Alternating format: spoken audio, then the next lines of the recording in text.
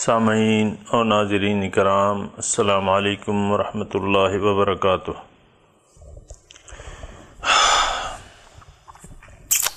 سورہ بقرہ آیت نمبر 104 سے شروع کریں گے۔ اعوذ باللہ من الشیطان الرجیم، بسم اللہ الرحمن الرحیم۔ یا ایہا الذین آمنوا لا تقولوا راعنا وقولوا انظرنا واسمعوا وللکافرین عذاب علیم۔ ما یود الذین کفروا من اہل الکتاب ولا المشرکین ان ینزل علیکم من خیر من ربکم واللہ یختص برحمتہ من یشاء واللہ ذو الفضل العظیم۔ ما ننسخ من آیت او ننسها نأت بخیر منها او مثلها الم تعلم ان اللہ علی کل شیء قدیر۔ الم تعلم ان اللہ له ملک السماوات والارض وما لکم من دون اللہ من ولی ولا نصیر۔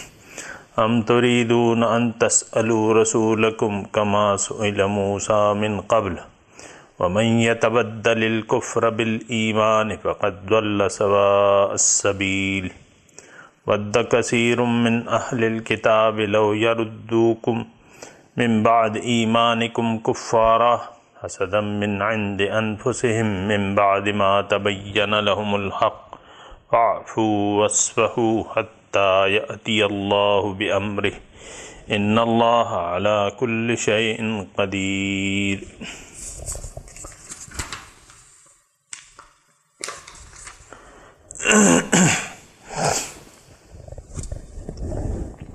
یا ایھا الذین آمنوا، اے ایمان والو، لا تقولوا راعنا، تم راعنا نہ کہو، وقولوا انظرنا اور انظرنا کہو، واسمعوا اور سنو بات کو، وَلِلْكَافِرِينَ عَذَابٌ علیم اور کافروں کے لیے دردناک عذاب ہے۔ مَا يَوَدُّ الَّذِينَ كَفَرُوا مِنْ أَهْلِ الْكِتَابِ وَلَا الْمُشْرِكِينَ، نہیں چاہتے وہ لوگ جو کافر ہیں اہل کتاب سے اور نہ مشرکین کہ نازل ہو تم پر من کوئی بھی خیر تمہارے رب کی طرف سے۔ واللہ یختص برحمتہ من یشاء، اللہ تعالیٰ مخصوص کر دیتا ہے اپنی رحمت جس کے لیے چاہتا ہے۔ واللہ ذو الفضل العظیم اور اللہ تعالیٰ بڑے فضل کا مالک ہے۔ ما ننسخ من آیت، میں نہیں مٹاتا کوئی آیت یا بھلاتا ہوں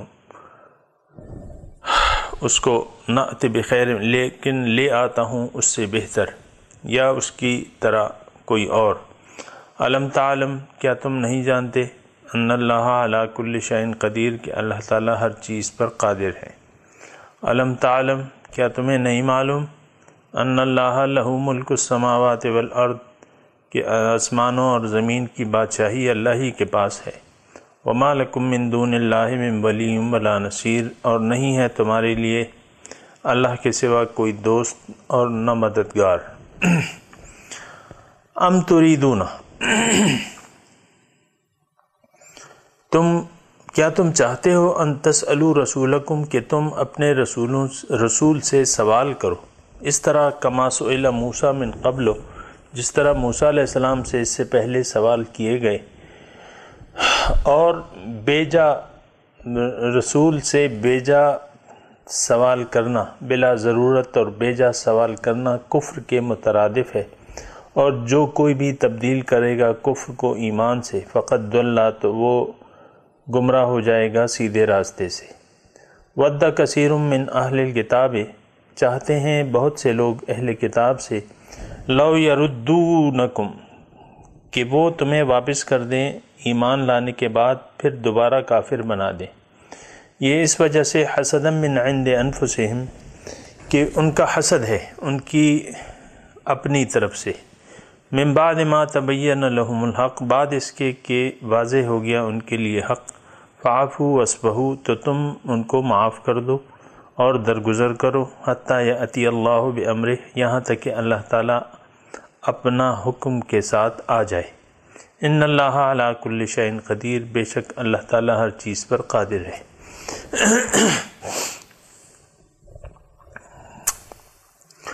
اللہ سامعین کرام، تھوڑا سا اگر آپ دیکھیں کہ مضمون تھوڑا سا تبدیل ہوتا نظر آ رہا ہے بظاہر، لیکن ہے نہیں ایسا، بظاہر تبدیل ہوتا نظر آ رہا ہے کیونکہ مخاطب ہو گئے ہیں مومن، اور مضمون جاری تھا کہ اہل کتاب کا مضمون تھا کہ وہ ان کے کیا کیا کرتوت تھے اور کیا کیا وہ کر رہے تھے۔ تو بات یہ ہے کہ آپ کو میں نے عرض کیا ہے کہ قرآن کریم تمام جو ہے اس میں ہدایت ہے متقیوں کے لیے، ہدن للمتقین۔ یہ قصے کہانیوں کی کتاب نہیں ہے، نہ یہ اس میں گزری قوم کے حالات محض قصوں کے طور پہ آئے ہیں، بلکہ یہ ان تمام باتوں میں جو ہے اس میں عبرت ہے، اس میں نصیحت ہے، ہدی و موعظۃ للمتقین۔ تو جو یعنی آپ کو میں ساتھ ساتھ بتاتا رہتا ہوں کہ کیا کیا عبرتیں ہیں، کیا کیا نصیحتیں ہیں جو ہمیں حاصل کرنا چاہیے۔ اور یہ آج کا مضمون جو ہے یہ بھی تقریباً اسی طرح کا مضمون ہے، اس میں حالات تھے بنی اسرائیل کے، اور اب بھی اور وہ حالات تھے ہمارے لیے، مومنوں کے لیے تھے کہ ہم اس سے نصیحت حاصل کریں۔ آج براہ راست مومنوں کو اللہ تعالیٰ مخاطب کر کے کہتا ہے کہ لا تقولوا راعنا، کہ تم راعنا نہ کہو۔ یہودیوں کا جو ان کی خبث باطن ہے وہ آپ کو معلوم ہے، اور اس کی صرف ایک وجہ تھی۔ آپ کو یعنی کل بھی گزشتہ درس میں نے بتایا تھا کہ دیکھیں، یا تو انسان نور کا انتخاب کر لیتا ہے، اگر وہ نور کا انتخاب نہ کرے تو پھر اس کے نصیب میں تاریکی رہ جاتی ہے۔ تو انسان اگر ایک تاریکی کو اپنے لیے پسند کر لے تو اللہ تعالیٰ تو زور زبردستی نہیں کرتا کسی پہ کہ تم زبردستی نور کو حاصل کرو اور اس کو اپنے سینے میں اتارو۔ اللہ تعالیٰ ایسا نہیں کرتا۔ اللہ تعالیٰ نے اختیار دیا ہوا انسان کو۔ تو یہودیوں نے یعنی تاریکی کو پسند کر لیا تھا۔ اولئک الذین اشتروا الضلالۃ بالہدی والعذاب بالمغفرہ، یہ وہ لوگ ہیں، اللہ تعالیٰ فرماتا ہے کہ انہوں نے گمراہی کو ہدایت کے عوض خرید لیا اور عذاب کو بخشش کے عوض۔ فما اصبرہم علی النار، اللہ تعالیٰ تعجباً کہتا ہے کہ دیکھو کیسے انہوں نے آگ پہ صبر کر لیا۔ اللہ اللہ سامعین کرام، بات ہوتی ہے سارے یقین کی۔ اللہ، بات ساری یقین کی ہے۔ دیکھیں، موت کے بعد آپ کو میں بتا چکا ہوں کہ ہمارے سامنے دو ٹھکانے ہیں، فریق فی الجنت و فریق فی السعیر۔ اللہ تعالیٰ فرماتا ہے کہ تم میں سے ایک گروپ جو ہے وہ جائے گا جنت میں اور ایک گروپ جائے گا جہنم میں۔ سامعین کرام، تھوڑے سے یعنی ہمارے عقائد جو ہیں اتنے مضبوط نہیں ہیں جتنے کہ ہونے چاہیے، اور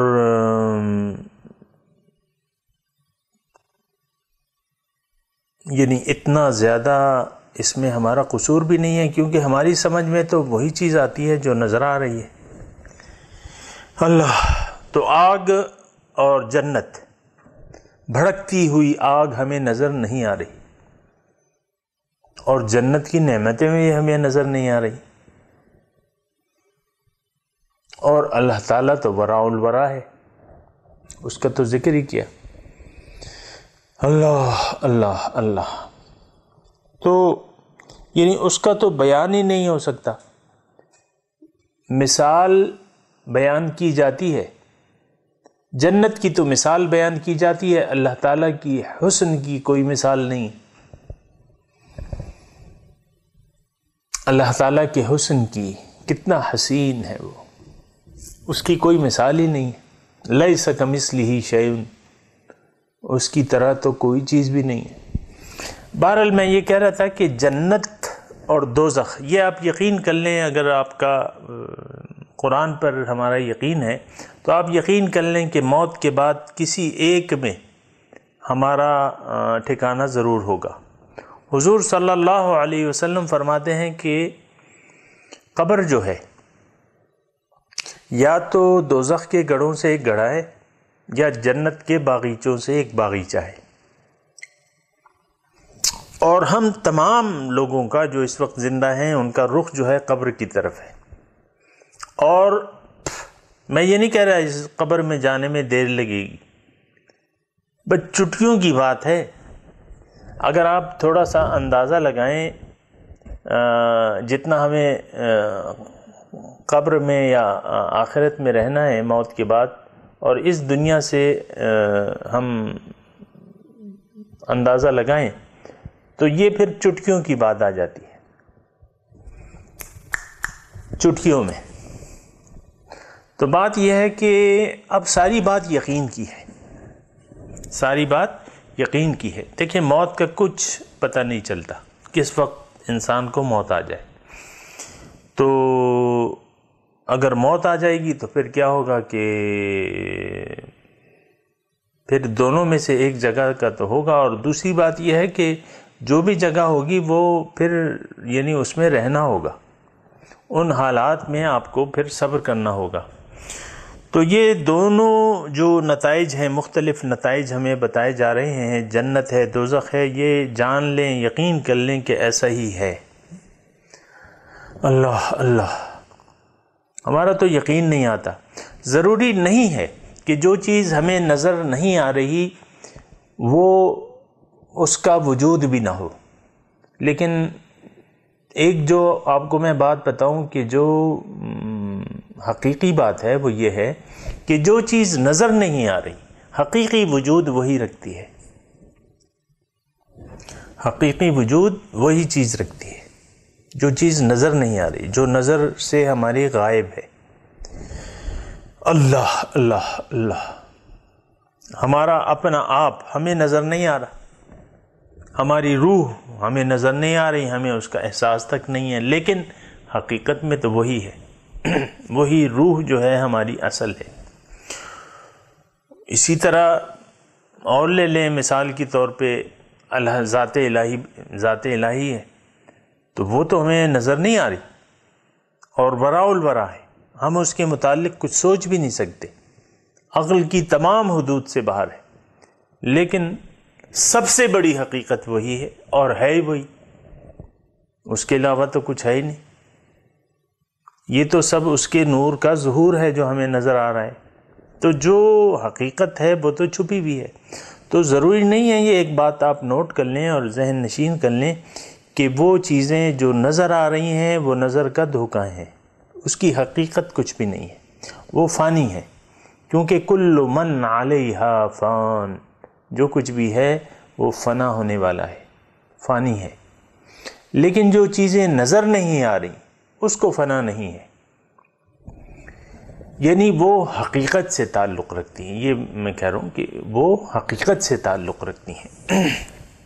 تو اگر ایک شخص نے تاریکیوں کا انتخاب کر لیا تو یہ کیوں، ایسا کیوں ہوتا ہے؟ آپ نے کبھی سوچا ہے؟ یہ اس لیے ہوتا ہے کہ وہ ظاہر پر بھروسہ کر لیتا ہے، وہ انسان ظاہر پر، ظاہری زندگی پر بھروسہ کر لیتے ہیں، اعتماد کر لیتے ہیں، وہ کہتے ہیں اس کے علاوہ تو کچھ ہے ہی نہیں۔ ایسا ہوتا ہے، بہت ایسا ہوتا ہے۔ یعلمون ظاہرا من الحیات الدنیا وہم عن الآخرۃ غافلون، یہ لوگ ظاہر دنیا کو تو جانتے ہیں لیکن حقیقت سے، باطن سے، آخرت سے یہ لوگ غافل ہیں۔ تو سامعین کرام، یہ میں آپ کو دوبارہ بتا رہا ہوں کہ جو چیز نظر نہیں آ رہی اصل چیز وہی ہے، تو ہمیں حقیقت پسند ہونا چاہیے۔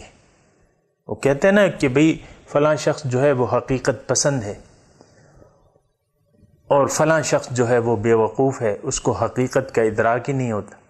تو یہ معاملات جو ہیں یہ تو ہماری زندگی میں یعنی شامل ہیں۔ بعض شخص کے متعلق آپ کہتے ہیں کہ بھئی وہ بڑا حقیقت پسند شخص ہے، لیکن یہ بھی سب یعنی آپ کو پتہ ہے کہ یہ الفاظ جو ہیں وہ بھئی بڑا دور اندیش ہے، ایسے کہتے ہیں نا، وہ شخص بڑا دور اندیش ہے، یعنی جو پیسے گن گن کے جمع کر کر کے کل کے لیے رکھتا ہے، تو ہم کہتے ہیں یار یہ تو بڑا دور اندیش ہے۔ اب یہ ہماری دور اندیشی جو ہے یہ تو یعنی یہی دور اندیشی جو ہے ہمیں لے ڈوبے گی۔ دور اندیشی یہ نہیں ہوتی جسے ہم دور اندیش کہتے ہیں۔ اللہ اللہ، غفلت کی نیند سے جاگ جانا چاہیے، اور دور اندیشی جو ہے وہ یہ ہے کہ حضور صلی اللہ علیہ وسلم جو فرماتے ہیں وہی دور اندیشی ہے۔ حضور صلی اللہ علیہ وسلم فرماتے ہیں کہ الکیس من دان نفسہ وعمل لما بعد الموت، تم میں سے ہوشیار آدمی وہ ہے، الکیس، کیس کہتے ہیں زیرک، دانا، ہوشیار ترین انسان وہ ہے، من دان نفسہ، جو اپنے آپ کو قابو میں رکھے، وعمل لما بعد الموت، اور عمل کرے اس زندگی کے لیے جو موت کے بعد شروع ہوگی۔ تو سامعین کرام، دور اندیشی تو یہ ہے، لیکن ہم جسے دور اندیشی کہتے ہیں تو آپ دیکھیں کہ ہم کتنی تاریکیوں میں پڑے ہوئے۔ دور اندیش، مستقبل کا جب ہم کہتے ہیں تو ہمارا یعنی وہ جو چٹکیوں میں آنے والا ہے، اب ظاہر ہے کہ یہ تو سب مستقبل تو آپ کو میں بتا چکا ہوں، ہمارا مستقبل تو آخرت ہے، موت کے بعد ہمارا مستقبل ہے۔ ہم صرف آج میں رہ رہے ہیں۔ یہ دنیا میں جو ہم رہ رہے ہیں نا، اس میں ہمارا کل شامل نہیں ہے۔ یہ سارا اگر آپ کی 100 سال کی بھی زندگی ہو جائے تو آج میں آپ رہ رہی ہیں، آپ آج میں رہ رہے ہیں، اور کل جو ہے جب موت کا جھٹکا آئے گا اور آنکھیں کھلیں گی تو پھر آپ ایک نئے دنیا میں داخل ہو جائیں گے، تو پھر یہ ہے کہ پھر وہ ہمارا کل ہے، آخر، دنیا اور آخرت۔ دنیا کا وہ لفظ نکلا ہے دنا، نزدیک، دنیا نزدیک ہے، اور عاجلہ بھی قرآن میں اس کو عاجلہ کہا گیا ہے، کلا بل تحبون العاجلہ، تم تو عاجلہ کو پسند کرتے ہو، وتذرون الآخرہ، اور آخرت کو تم چھوڑ دیتے ہو۔ سامعین کرام، جو بھی میرے مخاطب ہیں اور جو مجھے سن رہے ہیں، تو یہ چیز جو ہے اچھی طرح میری یعنی آپ سے درخواست ہے کہ ضرور اس پر سوچیں اور تمیز دور اندیش بنیں، اور اپنے مستقبل کی فکر کریں، آج کی فکر نہ کریں، کل کی فکر کریں۔ آج کا ذمہ اللہ تعالیٰ نے لیا ہوا ہے، یہ لکھ لیں آپ کی آج جو ہے یہ زندگی، اس کا ذمہ اللہ تعالیٰ نے لیا ہوا ہے۔ وَمَا مِن دَابَّةٍ فِي الْأَرْضِ إِلَّا عَلَى اللَّهِ رِزْقُهَا وَيَعْلَمُ مُسْتَقَرَّهَا وَمُسْتَوْدَعَهَا، زمین پر کوئی جاندار ایسا نہیں کہ جس کے ذمے یعنی مگر اس کا رزق جو ہے اللہ تعالیٰ کے ذمے ہے، الا علی اللہ رزقها۔ تو آج کی فکر کرنا چھوڑ دیں۔ میں یہ نہیں کہہ رہا کہ اسباب کو بھی چھوڑ دیں، اسباب استعمال کریں لیکن اس کی فکر نہ کریں۔ یہ جو ہونا ہے وہ ہو کر رہے گا، آپ کے نصیب میں جو کچھ ہے وہ آپ کو ملے گا، مل کر رہے گا۔ جو خیر آپ کو ملنی ہے وہ مل کر رہے گی، جو شر آپ کو پہنچنا ہے وہ آپ کو پہنچ کے رہے گا۔ تو آج کی فکر آپ بالکل کرنا چھوڑ دیں۔ یعنی اس کا مطلب یہ ہے، میری اس بات کا مطلب یہ ہے کہ دنیا کو آپ استعمال میں رکھیں، اس سے مناسب اس کا استعمال کریں۔ متاع دنیا ہے نا، یہ عارضی فائدہ ہے، اس سے ٹھیک ہے آپ کھانا کھائیں، کپڑے پہنیں، شادی کریں، بچے پیدا کریں، تعلیم حاصل کریں، نوکری کریں، کاروبار کریں، یہ سب کچھ کریں، لیکن یہ سب آپ کا آج ہے، لیکن آپ فکر کرنا شروع کر دیں کل کی. اور اگر ایسا آپ کر لیں گے تو حضور صلی اللہ علیہ وسلم کی نظر میں آپ ہوشیار ترین شخص ہو جائیں گے. الکیس من دان نفسہ وعمل لما بعد الموت. تم میں سے ہوشیار شخص وہ ہے جو اپنے آپ کو قابو میں رکھے، اپنے نفس کو قابو میں رکھے. وعمل لما بعد الموت، اور وہ عمل کرے اس وقت کے لیے جو موت کے بعد ہوگا. تو سامعین کرام، اگر ہم جاگ جائیں اور اندھیروں کو پسند نہ کریں بلکہ روشنی کو پسند کر لیں تو پھر تو غلطیوں کا امکان بہت کم ہوتا ہے. لیکن اگر ہم یہ دیکھیں، یہ ابتدائی باتیں ہیں، یعنی یہ نیت کی بات ہے، اور یعنی آپ ایک فیصلہ اگر کر لیں کہ بھئی میں نے آج کے لیے جینا ہے تو پھر تاریکیاں آپ کا مقدر ہے. اگر آپ یہ فیصلہ کر لیں کہ میں نے کل کے لیے جینا ہے تو پھر روشنیاں آپ کا مقدر ہے، پھر روشنیاں آپ کا مقدر ہے. اللہ، تو جن لوگوں نے کل کی فکر چھوڑ دی اور آج کو پسند کر لیا تو پھر کیا ہوگا کہ اندھیرے ان کا مقدر ہوں گے. اب ہر ہستی سے وہ ناجائز سلوک کریں گے، ہر ہستی سے، یعنی ہر متبرک ہستی سے. نور کو وہ تاریکی سمجھیں گے، اس کا استہزاء اڑائیں گے، اس کا مذاق اڑانے کی کوشش کریں گے، اس کی عزت نہیں کریں گے. تو یہود کی اس وقت یہی حالت تھی کہ انہوں نے نور کے بدلے، یعنی کل کے بدلے آج کو پسند کر لیا تھا. ہدایت کے عوض گمراہی کا انتخاب کر لیا تھا، روشنی کے عوض تاریکیوں کا انتخاب کر لیا تھا، کل کے عوض آج کا انتخاب کر لیا تھا. تو اگر ایسا ہے اور ہم اگر ایسے ہو جائیں گے تو پھر چند کام آپ سے ضرور صادر ہوں گے. ایک تو دل پہ آپ کے زنگ لگنا شروع ہو جائے گا. یہ آپ نوٹ کر لیں، کسی نہ کسی وقت ہو سکتا ہے میری باتیں آپ کی زندگی پریشانیوں سے بھر جائے گی، مصیبتوں سے بدحال ہوں گے آپ. یہ اللہ تعالیٰ کا وعدہ ہے، بدحال. کسی کروٹ آپ کو چین نہیں ملے گا. زندگی دوزخ کی مانند ہو جائے گی، سکون نام کو نہیں ہوگا. اس کے بعد اللہ تعالیٰ کے ساتھ شرک شروع ہو جائے گا. اس کی میں ابھی تفصیل نہیں کر رہا. اللہ تعالیٰ کے احکامات کی پائمالی شروع ہو جائے گی. جو اس کی آیات ہیں، جو اس کے احکامات ہیں، اس کو تو آپ کو تو روشنی چاہیے ہی نہیں.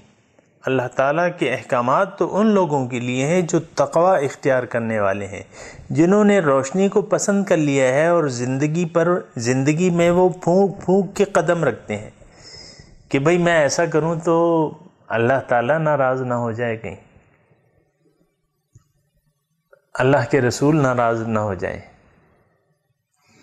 تو یہ پھونک پھونک کے قدم رکھتے ہیں، بہت احتیاط سے چلتے ہیں. تو پھر یہ ہوتا ہے کہ تاریکیاں جو ہیں، چونکہ وہ تاریکیاں چھٹتی جاتی ہیں، روشنی آتی جاتی ہے، نور آتا جاتا ہے. تو لیکن اگر ایسا نہ ہوا تو پھر یہ ہے کہ آپ کو میں نے بتایا کہ پھر اللہ کے احکامات کا استہزاء، اللہ کے رسول کے احکامات کا استہزاء، اس کا مذاق اڑانا. یہ دیکھیں، یہ سارے کام ہم کر رہے ہیں. اللہ اور اس کے رسول کے احکامات کا کھلے عام استہزاء ہو رہا ہے، اس کا مذاق اڑایا جا رہا ہے. اس پر عمل نہ کر کے، کھلم کھلا عمل نہ کر کے اس کا مذاق اڑایا جا رہا ہے. بہت دکھ بھری بات ہے، لیکن ہو رہا ہے ایسا. اس کی وجوہات بھی میں نے آپ کو بیان کر دی کہ انہوں نے آج کو پسند کر لیا ہے، کل کی فکر چھوڑ دی ہے. تو کچھ اسی طرح آج کا جو سبق ہے تو وہ اللہ تعالیٰ ہمیں کہہ رہا ہے کہ دیکھو رائنا نہ کہو. حضور صلی اللہ علیہ وسلم کی مجلس میں یہودی بھی آتے تھے، اور جب حضور صلی اللہ علیہ وسلم، یہ تو خیر مدنی صورت ہے،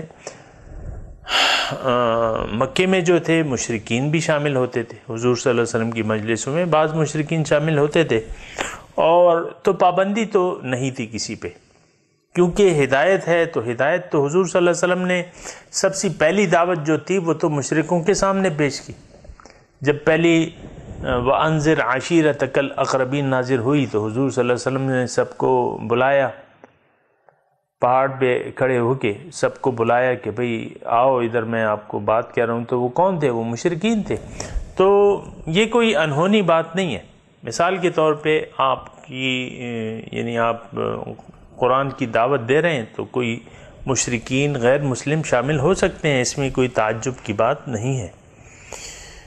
تو اسی طرح مدینے میں جو یہودی تھے وہ بھی مطلب آتے تھے اور حضور صلی اللہ علیہ وسلم کی مجلس میں بیٹھتے تھے، لیکن وہ حق کی تلاش میں نہیں آتے تھے، چونکہ انہوں نے انتخاب کر لیا تھا آج کا، کل کو انہوں نے چھوڑ دیا تھا.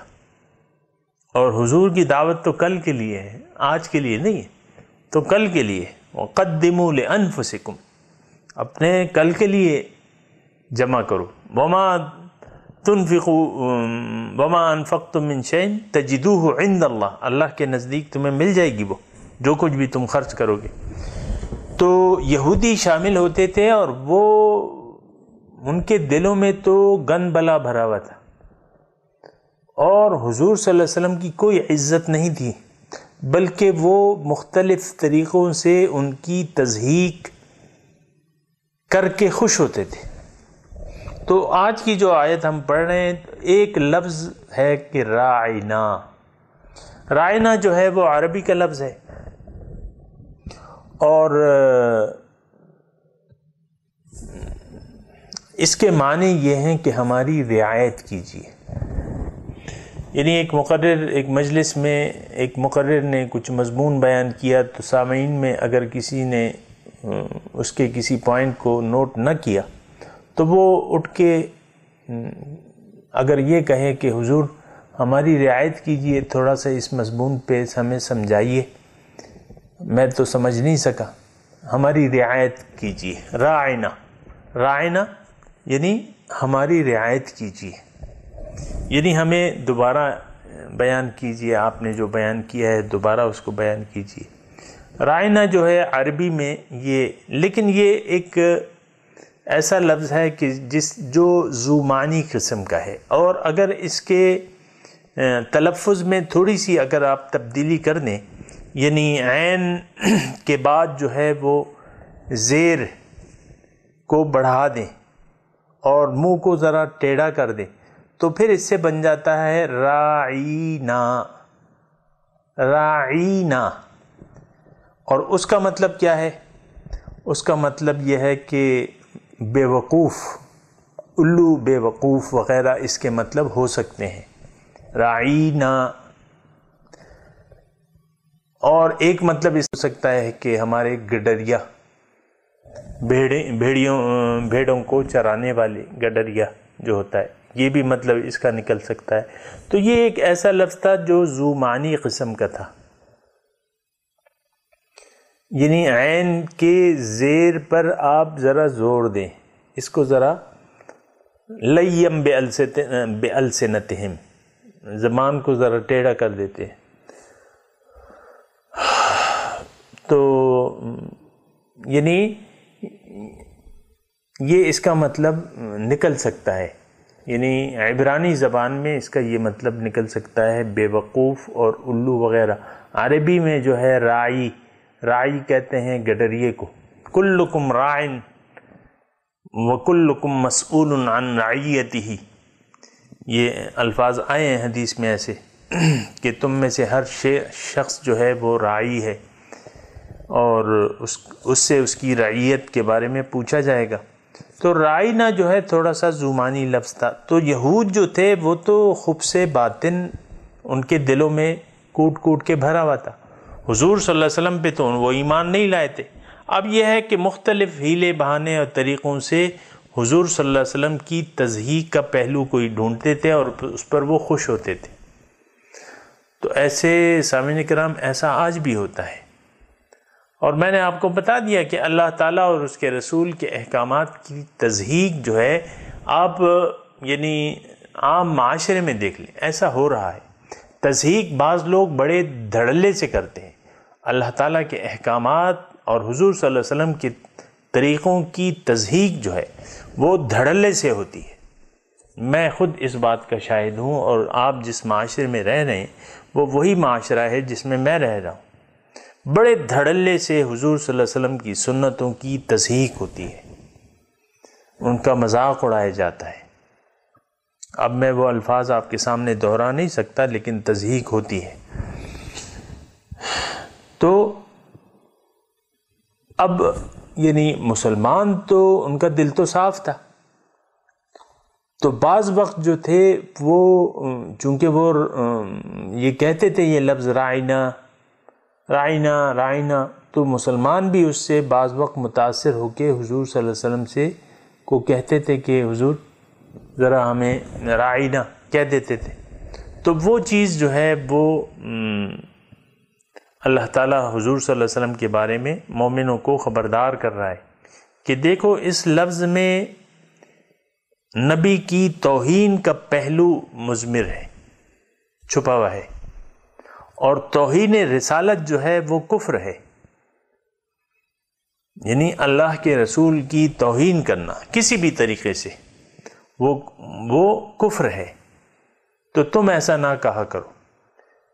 تو یہ مضمون جو میں نے آپ کو ربط اس کا بیان کیا ہے کہ جو گزشتہ مضمون گزر چکا ہے تو اس میں یہی ہے کہ یعنی اس میں بھی ہمارے لیے مضمون ہے، وَلَوْ أَنَّهُمْ آمَنُوا وَاتَّقَوْا لَمَثُوبَةٌ مِّنْ عِندِ اللَّهِ خَيْرٌ لَوْ كَانُوا يَعْلَمُونَ۔ آج کا مضمون براہ راست مومن مخاطب ہے۔ یا ایھا الذین آمنوا لا تقولوا راعنا وقولوا انظرنا، تم رائنا نہ کہو۔ اس میں نبی کی توہین کا پہلو شامل ہے۔ ان کے جو لوگ کہہ رہے ہیں، یہ یہود رائنا کہہ رہے ہیں، وہ ان کا اصل مقصد جو ہے نبی کی تضحیق ہے اور توہین ہے، اور تو پھر تم کیا کہو؟ وقول انظرنا کہو۔ اس کے دو معنی نہیں ہیں، یہ ایک ہی معنی کا لفظ۔ انظرنا ہمیں یعنی ہماری طرف نظر کیجیے، حضور ہماری طرف نظر کیجیے، میں نہیں سمجھ سکا۔ انظرنا واسمعوا، اور سنو، بات کو سنو۔ یعنی حضور صلی اللہ علیہ وسلم جب بات کرتے تھے تو وہ تو تمام پہلوؤں کا احاطہ، جو ضروری پہلو تھے اس کا احاطہ کرتے تھے، ادھوری بات تو وہ نہیں کہتے تھے۔ تو بجائے اس کے کہ تم انظرنا بھی یعنی کہو، بجائے اس کے تم غور سے ان کی بات سنا کرو۔ واسمعوا، غور سے ان کی بات سنو، تو تمہیں کچھ کہنے کی ضرورت، کچھ پوچھنے کی ضرورت محسوس نہیں ہوگی۔ اور جو دوسرا، تم اگر ایسا کہو گے، راعنا کہو گے، تو اس میں نبی کی توہین کا پہلو شامل ہے، اور نبی کی توہین جو ہے وہ کفر ہے، اور کافروں کے لیے دردناک عذاب ہے۔ وَلِلْكَافِرِينَ عَذَابٌ أَلِيمٌ، کافروں کے لیے دردناک عذاب ہے۔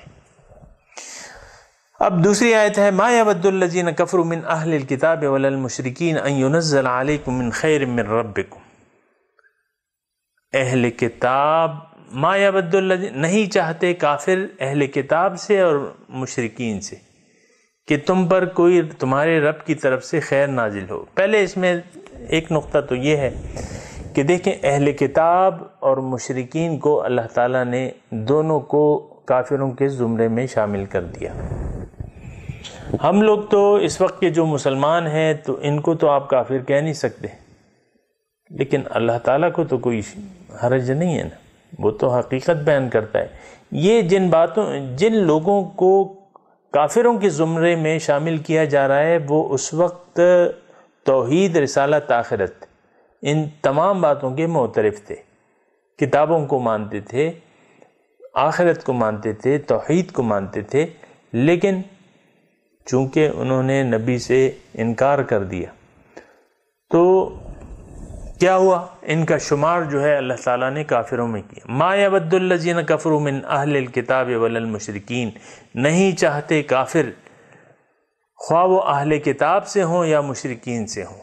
ایک بات جو ہے اس میں ایک نقطہ یہ قابل نوٹ ہے، بات یہ ہے سامعین کرام، یہ بات کھلتی جائے گی جو ہم آگے بڑھتے جائیں گے، کہ محض زبانی کلمے پڑھنے سے آپ مومن نہیں بن جاتے۔ مومن ایمان کے ساتھ جو ہے وہ عمل صالح بھی ہونا چاہیے، عمل بھی ہونا چاہیے، اس کا اظہار بھی ہونا چاہیے، آپ کے قول اور فعل سے اس کا اظہار ہونا چاہیے کہ ہاں اشہد ان لا الہ الا اللہ اشہد ان محمد عبدہ ورسولہ۔ اگر آپ کے عمل سے اس کا اظہار نہیں ہوتا تو پھر تھوڑا سا سوچنے کی ضرورت ہے۔ صرف یہاں آپ دیکھ لیں کہ نہیں چاہتے کافر، ما یود الذین کفروا من اہل الکتاب ولا المشرکین، مشرک اور اہل کتاب اور کافر یہ سب کفر کے زمرے میں اللہ تعالیٰ نے ان کو شامل کر دیا۔ آپ کیا نہیں چاہتے؟ ان ینزل علیکم من خیر من ربکم، کہ تمہیں نازل ہو کوئی خیر رب کی طرف سے، یعنی یہ نہیں چاہتے، یعنی وہ کہتے ہیں نا ہم تو ڈوبے ہیں صنم تم کو بھی لے ڈوبیں گے، تو یہ ایک جیلسی ہوتی ہے اور حسد ہوتا ہے، حسد کی وجہ سے ایسا ہوتا ہے کہ قرآن کیا ہے، یہ تو خیر ہے، نبی کا وجود جو ہے وہ سراسر رحمت ہے اور خیر ہے، قرآن جو ہے وہ رحمت ہے اور خیر ہے، تو وہ دل سے نہیں چاہتے تھے۔ ما یود الذین کفروا، وہ دل سے یہ نہیں چاہتے تھے کہ تم پہ، یعنی تم پہ اللہ تعالیٰ کی رحمتیں برس رہی ہیں، تو وہ چاہتے نہیں ہیں کہ تم پہ یہ رحمتیں ہوں، جبھی تو وہ تمہاری مخالفت کرتے ہیں اور جبھی تو وہ تم سے لڑتے ہیں۔ یہود کو دیکھیں کیسا لڑے تھے وہ، اس کی تاریخ آپ دیکھ لیں، مدینے میں انہوں نے کیسے رسول سے مقابلہ کیا تھا، خیبر میں کس طرح انہوں نے رسول سے مقابلہ کیا تھا، کیا وہ جانتے نہیں تھے کہ یہ اللہ کے رسول ہیں؟ کیسی کیسی تکلیفیں لیتی، زہر دیا تھا، یعنی مختلف طریقوں سے دیوار ڈھانے کی کوشش کی تھی اللہ تعالیٰ کے رسول کو، یعنی آپ ایک حد ہوتی ہے، یعنی وہ مسلمان تھے اور پھر اللہ کے عظیم الشان رسول جس کو انہوں نے پہچان لیا، پھر ان کو زہر دیا۔ اور یہ تو صرف حضور کی بات نہیں ہے، اپنے نبیوں کو بھی وہ قتل کرتے آئے تھے۔ فَلِمَ تَقْتُلُونَ أَنْبِيَاءَ اللَّهِ، تو یہ صرف میں آپ کو بتا رہا ہوں کہ آپ تھوڑا سا دیکھیں کہ انسان اگر تاریکیوں کا انتخاب کر لیتا ہے تو پھر اس کو کوئی پرواہ نہیں ہوتی کہ میں اہل حق کے ساتھ کیا کرنے جا رہا ہوں، نبی کی توہین کی بھی پرواہ نہیں ہوتی، اور پھر ان کو ہر طریقے سے نقصان دینے کی کوشش کرتے ہیں کہ ان کا شمار جو ہے، یعنی زبان سے اگر وہ کچھ بھی کہہ رہے ہیں لیکن ان کا عمل کو دیکھا جائے گا، تو یہ لوگ یہ نہیں چاہتے کہ تم پہ اللہ تعالیٰ کی رحمتیں برسیں، حالانکہ واللہ یختص برحمتہ من یشاء، اللہ تعالیٰ مختص کر دیتا ہے اپنی رحمت جس کے لیے چاہتا ہے۔ یعنی یہ تو جیلسی اختیار کر رہے ہیں مشرکین وغیرہ، لولا انزل ھذا القرآن علی رجل من قریتین عظیم، کہتے ہیں بڑے سردار پہ کیوں یہ قرآن نہیں نازل ہوا، مشرک یہ کہتے تھے نا، اہم یقسمون رحمت ربک، پھر جواب آیا کہ کیا یہ لوگ اللہ کی رحمت کے تقسیم کے ذمہ دار ہیں، یہ لوگ تقسیم کریں گے؟ واللہ یختص برحمتہ من یشاء، یہ تو اللہ تعالیٰ کو معلوم ہے۔ ایک تو یہ حق اللہ تعالیٰ کا ہے کہ وہ اپنی رحمت کس پہ برساتا ہے، کیونکہ وہ جانتا ہے کہ کون اس کا اہل ہے، کون اس کا اہل ہے، تو یہ اللہ تعالیٰ کو معلوم ہے۔ واللہ ذو الفضل العظیم، اور اللہ تعالیٰ تو بڑے فضل کا مالک ہے، بہت بڑے فضل کا مالک ہے، تو اللہ تعالیٰ جس کو چاہتا ہے وہ اپنا فضل دیتا ہے، اس سے تمہارا کیا ہے، یعنی دیکھیں ہونا تو یہ چاہیے کہ اس جو فضل نازل ہو رہا ہے اللہ تعالیٰ کی طرف سے، جو نور نازل ہو رہا ہے، اس سے استفادہ کرنے کی کوشش کرنی چاہیے۔ قرآن نازل ہو رہا ہے تو قرآن تو رحمت ہے، آپ کے روحانی امراض کی اس میں دوا ہے، تو آپ اس کو استعمال کریں، اس نسخے کو استعمال کریں، اس دوائی کو استعمال کریں۔ یہ نہیں کہ یہ یعنی فلانا شخص جو ہے وہ کیوں ایسا، یہ سامعین کرام ایسا ہوتا ہے اور یہ جیلسی ہوتی ہے، لیکن یہ ہے کہ یہ ساری جہالت کی باتیں ہیں۔ اب دوسری، ما ننسخ من آیت او ننسها نأتی بخیر منہا او مثلہا، اللہ تعالیٰ فرما رہا ہے میں نہیں منسوخ کرتا کوئی آیت یا اس کو بھلاتا ہوں، لیکن اس سے بہتر یا اس کی مثال کوئی اور لے آتا ہوں۔ ان کا اعتراض یہ تھا یہود کا کہ دیکھو یہ کتاب جو ہے قرآن یہ تو تصدیق کرتی ہے، یعنی اس کا دعویٰ یہ ہے کہ جو کتابیں ہیں وہ درست ہیں، اور ہماری شریعت جو ہے اس میں یعنی اگر یہ تصدیق کا دعویٰ کرتی ہے تو اس میں بعض باتیں جو ہیں وہ مختلف ہیں ہماری شریعت سے۔ تو سامعین کرام دو چیزیں جو ہیں وہ ذہن میں رکھنی چاہیے کہ شریعت یعنی جو احکامات ہیں مختلف، دیکھیں ایک ہوتا ہے عقیدہ، اصول دین، بنیادی عقائد، وہ شروع سے لے کر آخر تک ایک ہی عقیدہ ہے، توحید، رسالت، آخرت۔ پھر مختلف کاموں کے بارے میں مختلف طریقے، تو اللہ تعالیٰ نے انسان کی ذہنیت کے حساب سے مختلف احکامات، مختلف حالات میں مختلف احکامات اللہ تعالیٰ نے، بنیادی طور پہ تو یہ اللہ کو معلوم ہے کہ اس وقت انسان کو کس قسم کے احکامات کی ضرورت ہے، تو اسی طرح وہ احکامات نازل کرتا ہے کہ بندوں کی آسانیوں کو دیکھ کے۔ تو یہ شریعتوں میں تضاد ہو سکتا ہے، یہ یاد رکھیں، شریعتیں بدلتی رہتی ہیں۔ مثال کے طور پہ آپ دیکھیں کہ آدم علیہ السلام جب آئے، نئی انسانیت شروع ہوئی تو بہن اور بھائی کا نکاح جائز تھا، کیونکہ اس وقت ضرورت تھی۔ یہ میں ایک مثال کے طور پہ آپ کو بات بتا رہا ہوں، بھائی اور بہن کا نکاح جو ہے جائز تھا، اس کے علاوہ کوئی چارہ کار ہی نہیں تھا۔ اسی طرح مثال کے طور پہ بعض شریعتوں میں اختلاف ہو سکتا ہے زمانوں کے لحاظ سے،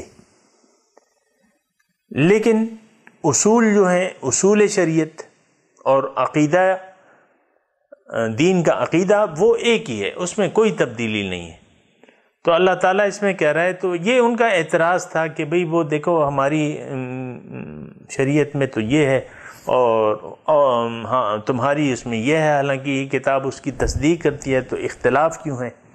تو اللہ تعالیٰ اس کا جواب دے رہا ہے کہ ما ننسخ من آیت او ننسها نأتی بخیر منها او مثلها، میں نہیں مٹاتا، نسخ کہتے ہیں مٹانے کو، میں نہیں مٹاتا کوئی حکم یا اس کو بھلاتا ہوں، لیکن اس کی نأتی بخیر منہا، اس سے بہتر حکم میں لے کے آتا ہوں، یا اس کی طرح کوئی اور حکم۔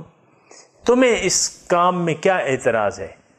میں تو ہر چیز پر قادر ہوں اور جو چاہے میں کروں، لہ الخلق والامر، تخلیق اس کا ہے، حکم اس کا چلے گا، کس زمانے میں کیا حکم دیتا ہے اس سے تمہارا کیا سروکار؟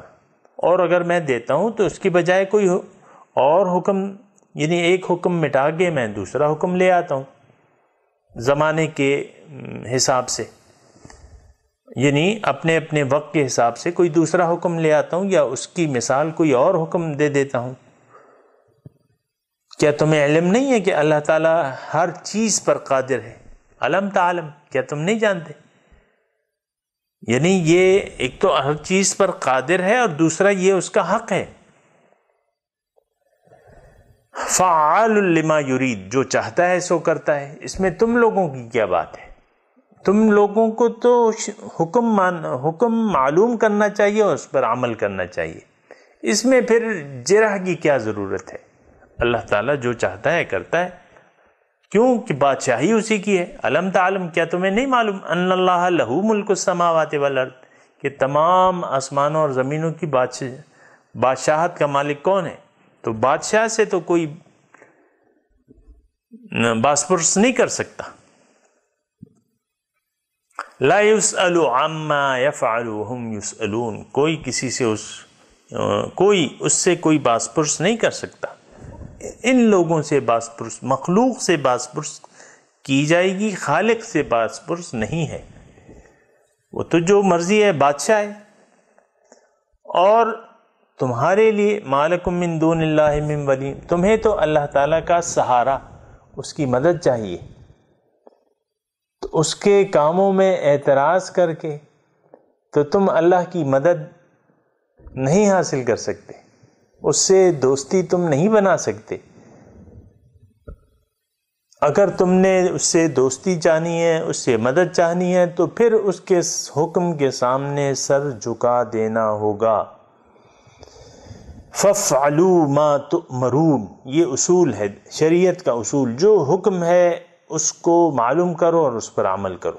اس میں کوئی یہ نہیں ہے کہ یہ حکم کیوں ہے، یہ حکم کیوں ہے.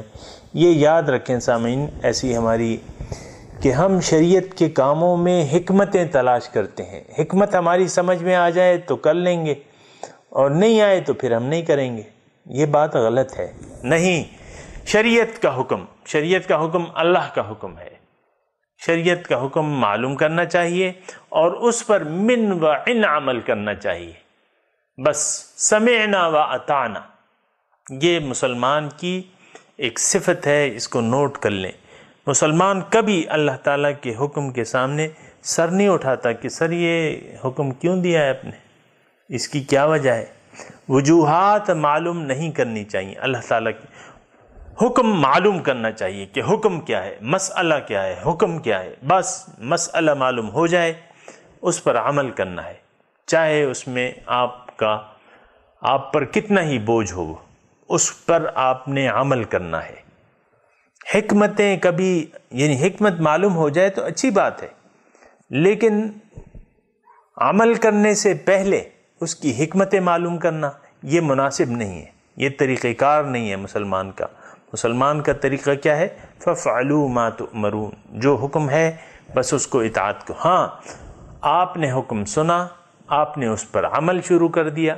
اس کے ساتھ یعنی برکت کے لیے اگر آپ نے کوئی حکم کی یعنی حکمتیں معلوم کرنا چاہیں اور آپ کو معلوم ہو گئیں، فبہا، اچھی بات ہے، ہونا چاہیے. نماز ہے، ہم کیوں پڑھتے ہیں؟ پہلے تو آپ نماز کا حکم آ گیا، آپ نے شروع کر دینی ہے نماز. اس کے بعد پھر آپ نے اس کی حکمتیں تلاش کرنی ہے کہ بھئی یہ تو اللہ تعالیٰ سے ربط کا ایک بہترین ذریعہ ہے نماز، اللہ تعالیٰ سے ملاقات ہے، اللہ تعالیٰ سے بات چیت ہے.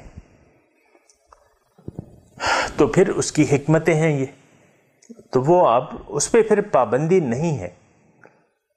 پہلے تو حکم سننا ہے، حکم معلوم کرنا ہے، اس پر عمل کرنا ہے، دل و جان سے اس پر یقین کرنا ہے. اس کے بعد اگر حکمت آپ کی سمجھ میں آ جاتی ہے تو اچھی بات ہے، ورنہ آپ نے عمل کرنا ہے. آج کل تو صورتحال تھوڑی سی مختلف ہے، اور اس کے متعلق میں کیا کہوں آپ کو. تو ام تريدون ان تسألوا رسولكم كما سئل موسى من قبل، یہود کی ایک اور عادت تھی. دیکھیں وہ کہتے ہیں خوب بد بہانہ بسیار، کہ آپ ایک کام پر عمل نہیں کرنا چاہتے اور اس میں آپ بہانے ڈھونڈتے ہیں، بہانہ تراشتے ہیں، بہانے ڈھونڈتے ہیں. ایسا ہوتا ہے سامعین کرام، ہم بھی آج اسی مرض کا شکار ہیں کہ اللہ کے حکم کے سامنے سر جھکانے کو تیار نہیں ہے. لیکن آپ دیکھیں کہ کتنے لوگوں نے بہانے تراش لیے ہیں، غیر ضروری سوالات، اور اپنے آپ کو الجھا کے رکھ دیا ہے. ایک بات میں بتاؤں آپ کو سامعین کرام، ہمارے پاس اتنا وقت نہیں ہے کہ دین کی پوری سمجھ ہم میں حاصل ہو جائے. پوری سمجھ، اتنا وقت نہیں ہے ہمارے پاس. وقت تھوڑا ہے، یہ میں آپ کو بتاؤں، وقت قلیل ہے. اس میں آپ نے بس ڈرائیونگ صحیح کرنی ہے. آپ ایک سفر پہ ہیں، آپ نے اپنا سفر صحیح طے کرنا ہے. اللہ اکبر. بس اس سفر کے متعلق آپ نے معلومات کرنی ہے کہ بس اس گاڑی کو میں نے کیسے چلانا ہے، کس وقت بریک لگانی ہے، کس وقت سپیڈ دینی ہے، اور کس وقت کلچ دبانا ہے، کس وقت گاڑی کو کس رخ پہ موڑنا ہے، یہ آپ نے معلومات کرنی ہے، اور گاڑی بس چلاتے رہیں، اللہ تعالیٰ کو منزل بنا کے اس کے راستے پر دوڑتے رہیں۔ اس کے علاوہ کسی ایسے اس میں نہ پڑیں جو آپ کی ضروریات نہیں ہے، جو آپ کے سفر کی ضروریات نہیں ہے۔ اب مثال کے طور پہ میں آپ کو ایک بات کہوں، اسلامی تاریخ ہے، وہ جب آپ پڑھیں گے تو بعض لوگ جو ہیں اس کو پڑھ کے پریشان ہو جائیں گے۔ میں ایک کالج کے اسٹاف روم میں بیٹھا ہوا تھا، تو اس میں اسلامی تاریخ تھی، تو وہ تاریخ نے یہ بیان ہوا تھا کہ بھئی یہ دیکھیں اس نے اس سے تخت حاصل کیا، اس نے اس کو مار دیا، اور پھر اس سے اس کی جنگیں ہوتی رہیں، اور مسلمان آپس میں لڑتے رہے۔ تو ایک وہ لیکچرر تھے، تو انہوں نے دیکھو اس میں تو مسلمانوں کا تو صرف لڑائی کے علاوہ تو کچھ ہے ہی نہیں۔ یہ میں آپ کو ایک مثال کے طور پہ بات بتا رہا ہوں، ایسے کافی سارے سوالات یا اس قسم کے سوالات ہمارے ذہن میں کل بلاتے ہیں کہ ایسا کیوں ہے، اللہ تعالیٰ نے ایسا کیوں ہے، ہوا کیوں، مسلمانوں نے ایسا کیوں۔ بھئی اس سے تمہارا کیا سروکار؟ اللہ تعالیٰ نے تمہاری ڈیوٹی لگائی ہے کہ یہ ساری حکمتیں تمہیں معلوم ہو جائیں کہ یہ لڑائیاں کیوں ہوئیں، کیوں لڑے۔ بھئی تمہارا اس سے کیا کام، وہ لڑے تو لڑے، تم اپنا کام کرو، تم صحیح اللہ تعالیٰ کو منزل بنا کے اس کے راستے پر چلنا شروع کر دو۔ فَفِرُّوا إِلَى اللَّهِ، دوڑو اللہ تعالیٰ کی طرف۔ تم نے تو، تمہارا بہت مختصر ٹائم ہے، تمہارے پاس بہت مختصر وقت ہے، تم اور باتوں کو چھوڑ دو کہ اس نے ایسا کیوں کیا، اس نے ایسا کیوں کیا، یہ دیکھو اس نے ایسا کیوں کیا، چھوڑ دو ان باتوں کو۔ عیسیٰ علیہ السلام کو کیسے پھانسی چڑھایا گیا، کیوں چڑھایا گیا، وہ کیا تاریخ ہے اس کی، چھوڑ دو عیسیٰ علیہ السلام کو۔ بس جو بھی تھے حالات اللہ تعالیٰ جانے، اس کا کام جانے، اس کا پیغمبر جانے، تمہیں تو ایک منزل اللہ تعالیٰ بتا رہا ہے کہ بھئی آؤ میرے پاس، اے بندو میرے پاس آؤ، بس تم اللہ کو منزل بنا کے اس کی طرف جانا شروع کر دو، یہ معلوم کرو کہ میں نے کیسے جانا ہے، اس میں معلومات حاصل کرنے کی کوشش کرو کہ میں نے کیسے قریب ہونا ہے، اور اس کے بارے میں ٹھیک ہے معلومات حاصل کرو کہ بھئی یہ بیماریاں جو مجھ میں ہیں، یہ میں اس سے کیسے نجات حاصل کروں گا، یہ اخلاق رذیلہ ہیں، یہ کیسے میرا نفس کا تزکیہ کیسے ہوگا، رسول کی کامل اطاعت کیسے ہوگی، دین میں مکمل میں کیسے داخل ہوں گا یا ہوں گی، یہ معلومات کرو۔ تم پرائے قصوں میں کیوں دخل اندازی دے رہی ہو؟ جو اللہ تعالیٰ فرماتا ہے تلک امۃ قد خلت لہا ما کسبت ولکم ما کسبتم، یہ مت جانو کہ وہ ایسا، انہوں نے ایسا کیوں کیا، انہوں نے ایسا کیوں کیا۔ وہ ایک امت تھی، تلک امۃ قد خلت، وہ ایک امت تھی، وہ گزر گئی، لہا ما کسبت، ان کے لیے وہ کچھ ہے جو انہوں نے کمایا، وَلَكُمْ مَا كَسَبْتُمْ، اور تمہارے لیے وہ ہے جو تم کماؤ گے، اور تم سے ان کے عمل کے بارے میں پوچھا نہیں جائے گا۔ وَلَا تُسْأَلُونَ عَمَّا كُنْتُمْ تَعْمَلُونَ، تم سے نہیں پوچھا، جو آپ سے اگر ایک کام کے بارے میں پوچھا نہیں جائے گا تو آپ اس کے پیچھے کیوں پڑتے ہیں؟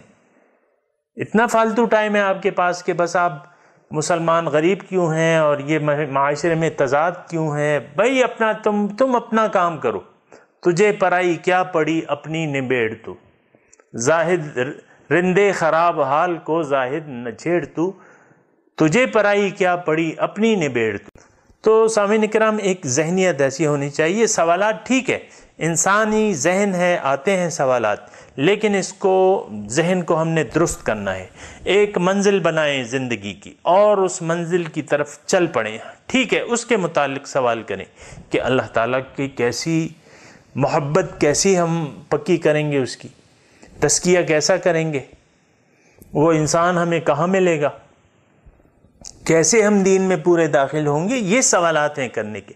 جو کرنے کے سوالات ہیں وہ تو ہم نہیں کرتے، اور جو نہ کرنے کے سوالات ہیں وہ ہم لے کے بیٹھ جاتے ہیں۔ معاشرے کے قصے آپ دیکھیں، معاشرے کے آج بہت سارے لوگ میں دیکھتا ہوں معاشرے کے شاکی ہیں، حکمرانوں کے شاکی ہیں کہ بھئی اس معاشرے کی اصلاح مشکل ہے۔ بھئی تمہارا کام نہیں ہے اس معاشرے کی اصلاح، تم پہلے اپنے آپ کو ٹھیک کرو اور رب کو منزل بنا کے چلو اس کی طرف، دین میں پورے کے پورے داخل ہو جاؤ، اپنا تزکیہ نفس کرو۔ تو تم اس میں کیوں پڑھتے ہو؟ تو غیر ضروری سوالات نہیں کرنے چاہیے، یہ آیت میں ہے۔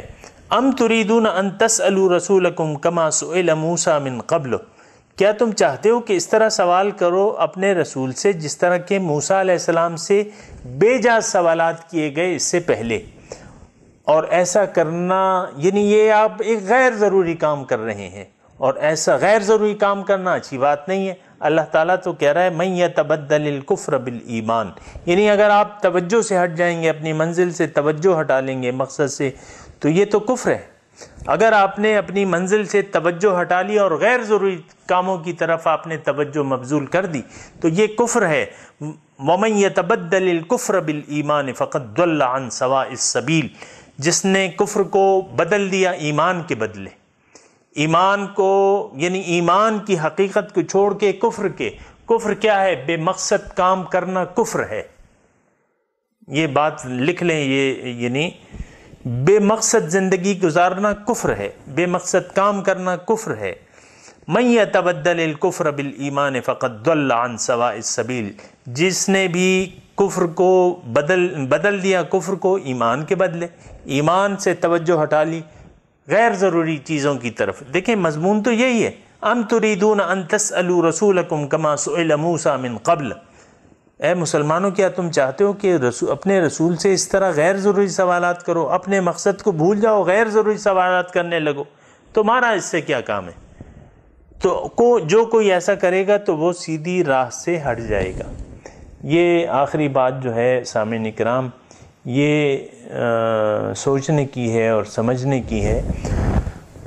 میں جب اس لائن میں نہیں آیا تھا تو میں یہی طریقہ کار میرا بھی تھا۔